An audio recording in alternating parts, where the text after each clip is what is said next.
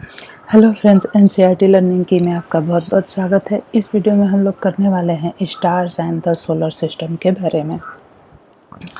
Stars क्या होते हैं, सोलर सिस्टम क्या होता है, ये तो पहले भी थोड़ा बहुत इसके बारे में आइडिया दिया गया है 6-7 के क्लासेस में। और अभी जो है हम लोग जो है इसके बारे में थोड़ा डिटेल में पढ़ेंगे और आगे के क्लासेस में बहुत ही पूरे डिटेल में होता है।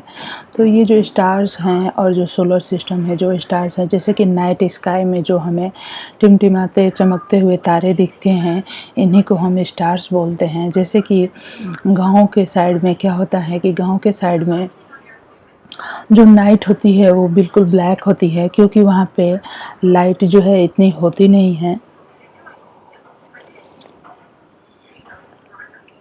क्योंकि वहाँ पे लाइट इतनी होती नहीं है, इसलिए पूरी ब्लैक लाइट नाइट होती है।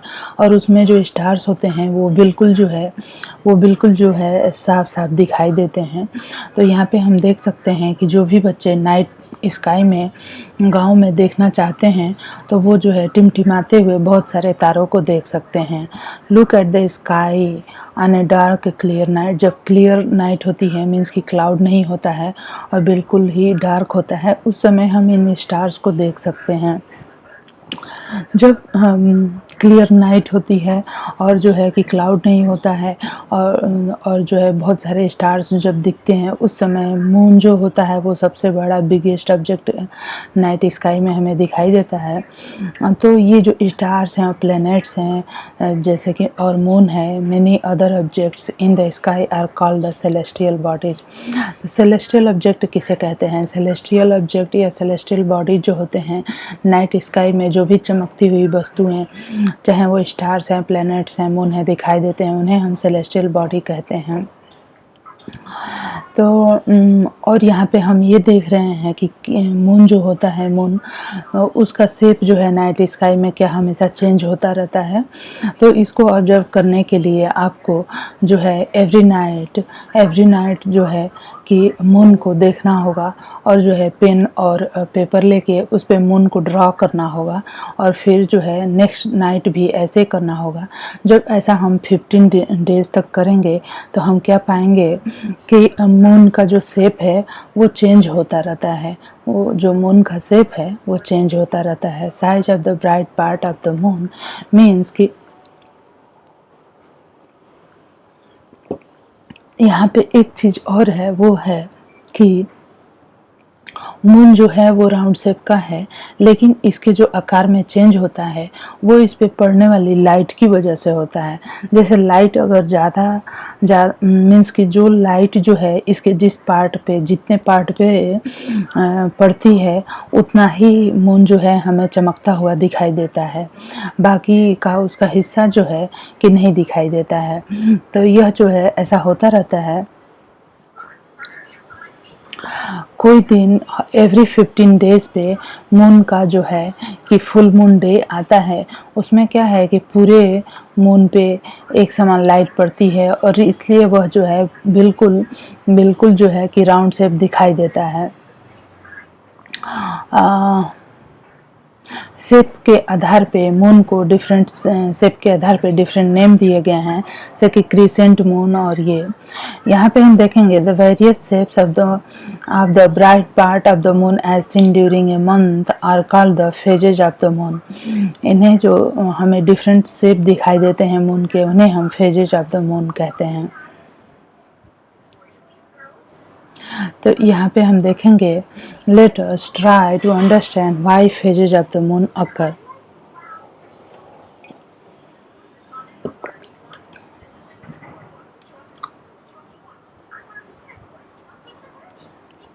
अब यहाँ पे हम ये देखेंगे कि ये जो है हमारी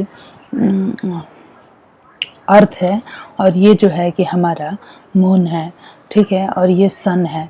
तो सन की जो लाइट होती है, ठीक है, जो सन की लाइट होती है वो मून पे गिरती है और मून से जो लाइट रिफ्लेक्ट होती है वो अर्थ पे आती है।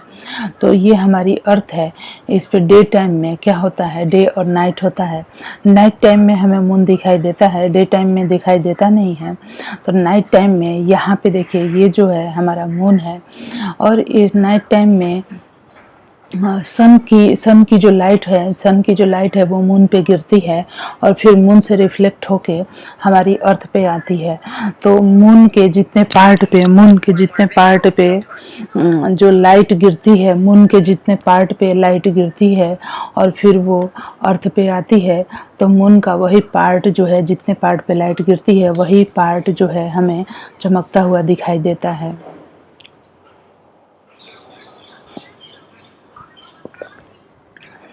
यहाँ पे कुछ एक्टिविटी दी गई है, उसे आप कर सकते हैं। एक और फोटो के माध्यम से इसको समझाया गया है कि ये अर्थ है और मून जो है क्या करता है, अर्थ का उपग्रह है, ठीक है। मून जो है क्या है, सैटेलाइट है, अर्थ का नेचुरल सैटेलाइट है और यह जो है अर्थ के चारों तरफ चक्कर लगाता है, ठीक है। और ये हमारा मून है। तो यह जो है अर्थ के किस पार्ट पे होता है, मीन्स की यह जो है अर्थ का चक्कर लगाता रहता है और इसको चक्कर लगाते के दौरान जो सन की लाइट इसके जिस पार्ट पे पड़ती है वहीं से वो लाइट रिफ्लेक्ट होती है। और हमें पता है कि मून जो है सन की लाइट गिरने के बाद जो रिफ्लेक्शन होता है उसी वजह से दिखाई देता है, तो वो पार्ट जो है वही दिखाई देता है और इसीलिए जो शेप है मून का वो चेंज होता रहता है। उम्मीद करती हूँ आप लोगों को ये बात समझ आ गई होगी कि मून जो दिखाई देता है उसके शेप जो है किस तरह से क्यों हमें चेंज दिखाई देते हैं, जबकि वो हमेशा राउंड बॉल की तरह ही होता है। आपको ये बात याद रखनी चाहिए, 1 मार्क के क्वेश्चन में ये पूछ लेता है कि मून जो है अर्थ के चारों तरफ रिवॉल्व करता है, ठीक है। मून जो है अर्थ के चारों तरफ रिवॉल्व करता है। The size of the illuminated part, यहाँ पे आप देख सकते हैं size of illuminated part of the moon visible from the earth increasing each day after the new moon day. After the full moon day, new moon day अलग होता है, full moon day. After the full moon day, the sunlit part of the moon visible from the earth decreases in size, ठीक है। New moon day से क्या होता है, ये क्वेश्चन भी पूछा जा सकता है 1 मार्क में कि न्यू मून से क्या होता है। जो मून का जो विजिबल पार्ट होता है, जो चमकदार हिस्सा जिस पे सन की लाइट पड़ती है, तो मून डे से वो लगातार बढ़ता जाता है, जबकि फुल मून डे के बाद वो लगातार घटता जाता है। यहाँ पे हम देख सकते हैं the moon complete one rotation on its axis as it complete one revolution around the earth. Moon का जो सरफेस है, the moon is a fascinating object for poet and storyteller. Moon जो होता है बहुत सारे लोगों के लिए एक फैसिनेटिंग मीन्स कि उसके बारे में बातें करना, उसके बारे में जानना बहुत ही ज़्यादा उन्हें इंटरेस्टिंग होता है उनके लिए। इसलिए but when the astronaut landed on the moon, यहाँ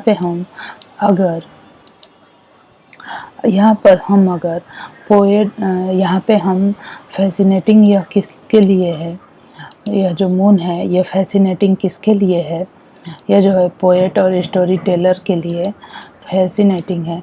बट व्हेन लेकिन जो साइंटिस्ट होते हैं, जो एस्ट्रोनॉट होते हैं, जब वो मून पे जाते हैं, they found that the moon surface is dusty and बैरन।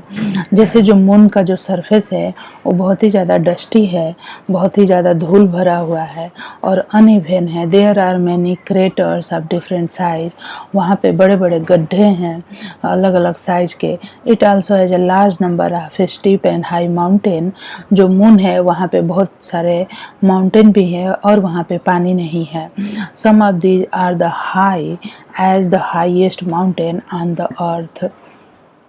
यहाँ पे कुछ जो माउंटेन हैं,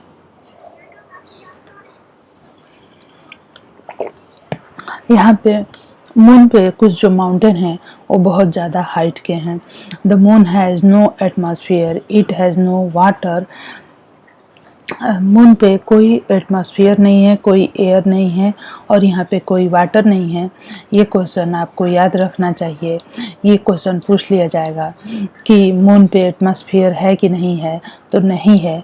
इट हैज़ नो वाटर, यहाँ पे कोई वाटर भी नहीं है, तो इसलिए यहाँ पे कोई लाइफ नहीं है। ठीक है, यहाँ पे एक पॉइंट आपको याद रखना चाहिए कि ऑन जुलाई 21, 1969 इंडियन टाइम के हिसाब से जो है कि अमेरिकन एस्ट्रोनॉट जिनका नाम था नील आर्मस्ट्रॉन्ग, ये जो है ये एस्ट्रोनॉट थे और ये लैंड किए थे, इन्होंने मून पे लैंड किया था। ठीक है, अब जो है हमने मून के बारे में जो भी जानकारी चाहिए थी वो हमने ले ली। अब जो है स्टार्स के बारे में हम देखेंगे।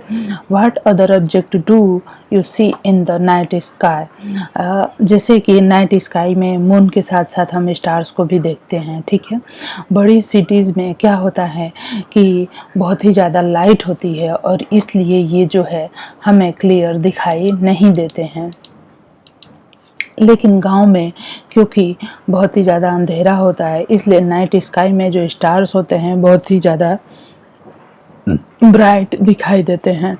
इनफैक्ट स्टार जो है, स्टार्स कौन होते हैं, स्टार जो है इमिट करते हैं खुद की लाइट को, light of their own. The sun is also a star, sun जो है वो भी एक स्टार है। ठीक है, सन क्या है, स्टार है। Why does it appear so large compare to the other star, और यह जो सन है अदर स्टार्स के कंपेयर में बहुत बड़ा दिखाई देता है। Which appear bigger a football placed near you, means कि हमें एक फुटबॉल जितना बड़ा दिखाई देता है उतना ही बड़ा जो है कि सन हमें दिखाई देता है।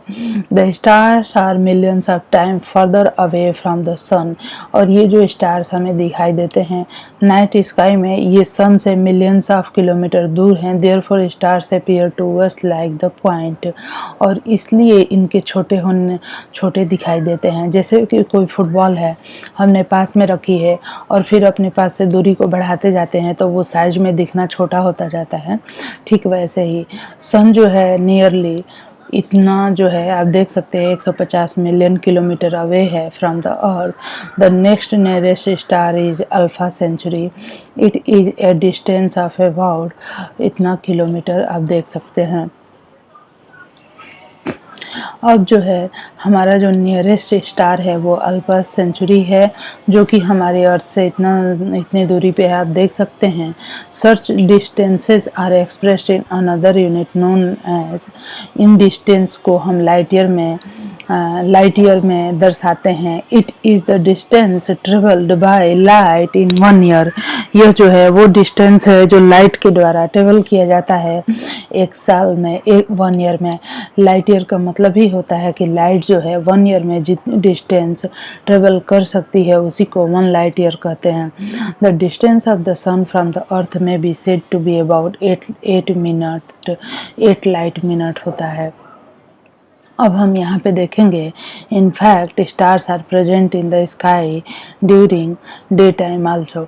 यहाँ पे हम देख रहे हैं कि नाइट स्काई में तो स्टार्स हमें दिखाई देते हैं, डे टाइम में भी ऐसा नहीं है कि वो नहीं होते हैं, लेकिन सन की लाइट जो ब्राइट लाइट होती है इसमें वो उनकी लाइट छुप जाती है।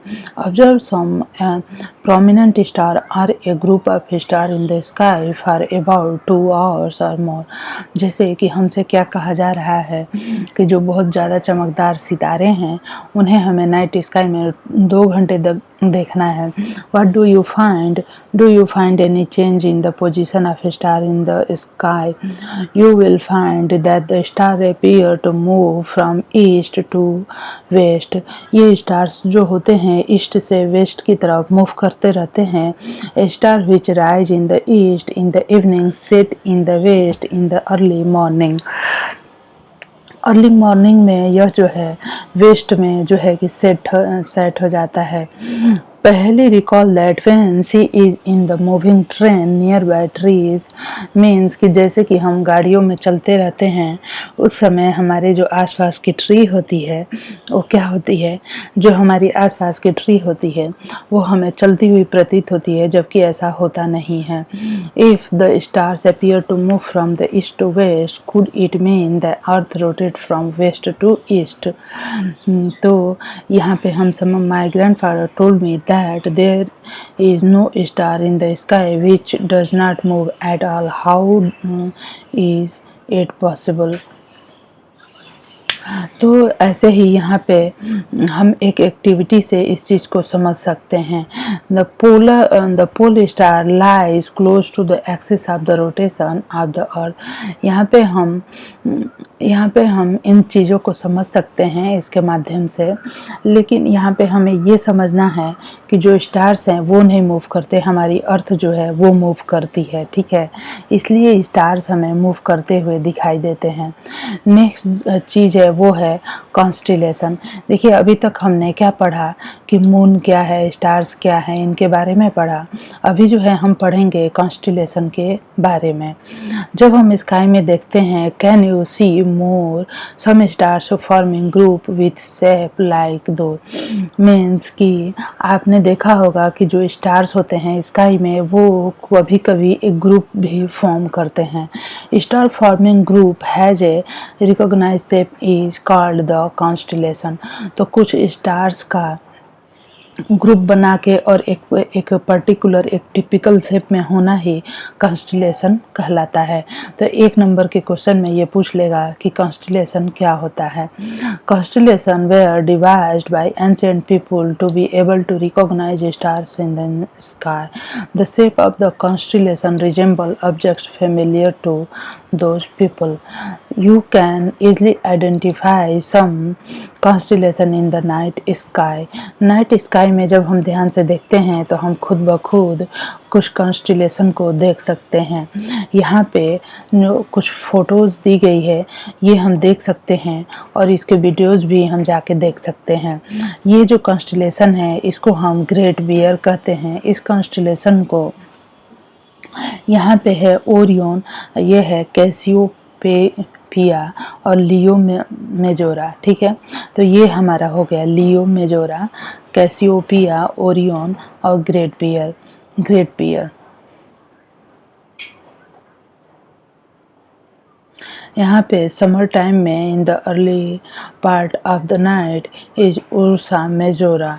It is the known as the Big Dipper, a Great Bear और the Saptarishi.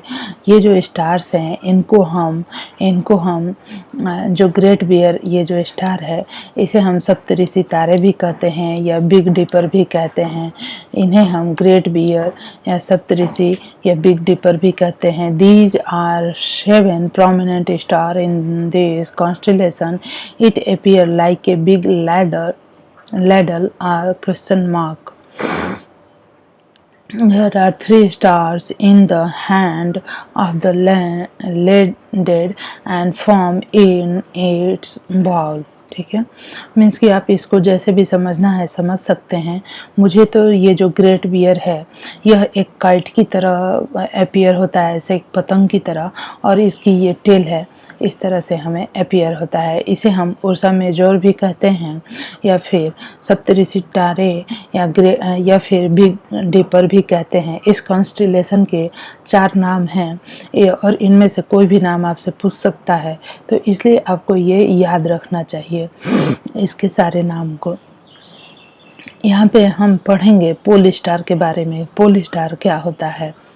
Pole star compare और observation with those in the flag, ठीक है। पोल स्टार को हम कैसे समझ सकते हैं, और यहाँ पे एक चीज़ दी गई है कि जो पोल स्टार है इसके 4 जो हैंड है, यहाँ से हमें जो है कि Ursa Major move around the pole star, हमें ये चीज़ जो है समझ आ जाएगी कि जो उर्सा मेजर है यह जो है कि मूव करता रहता है पोल स्टार के अराउंड। यह जो है कि मूव करता रहता है पोल स्टार के around. In fact, all the stars appear in revolve around the pole star. जब हम ऑब्जर्व करते हैं तो देखते हैं कि सारे के सारे स्टार जो है पोल स्टार के चारों तरफ रोटेट करते हैं।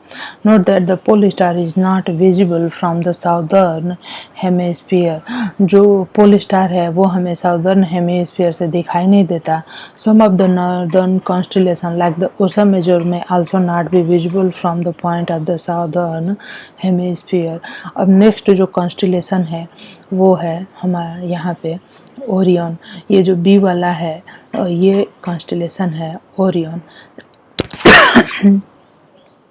यहाँ पे हम ओरियन के बारे में समझेंगे। Orion is another well known constellation that can be seen during the winter in the late evening. It is one of the most magnificent constellation in the sky. It also has 7 or 8 bright stars.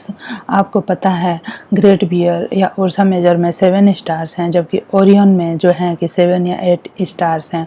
Orion is also called the hunter. The 3 middle stars represent the belt of the hunter. The 4 bright stars appear to be arranged in the form of quadrilateral. Next जो है the star Sirius which is the brightest star in the sky is located close to Orion.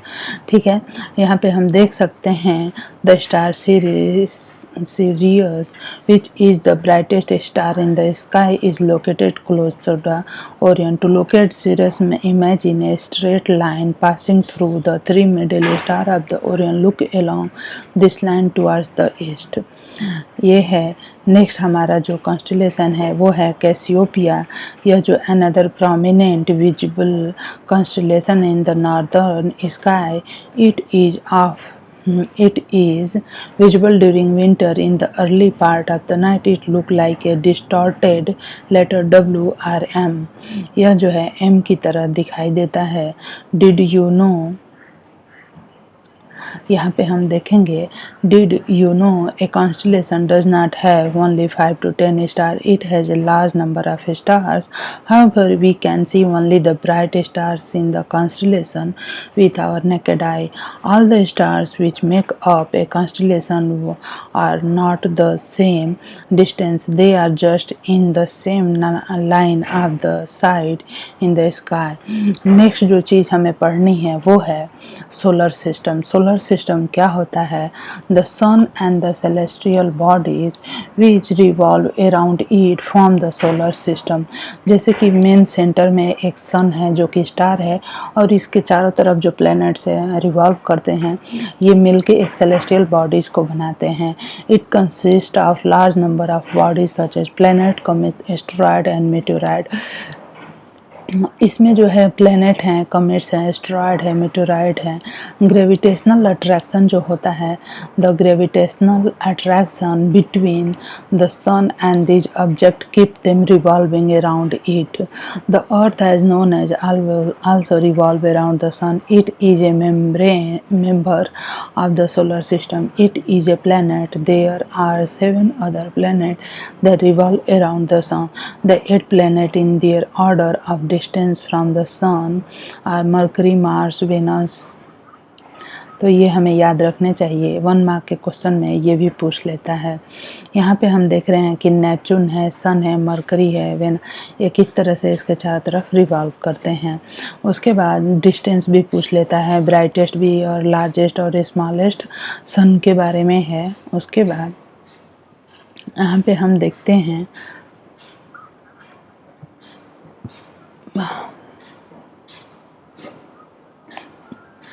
तो friends, यह जो हमारा solar system है इसके बारे में डिटेल में हम जो है नेक्स्ट वीडियो में करेंगे.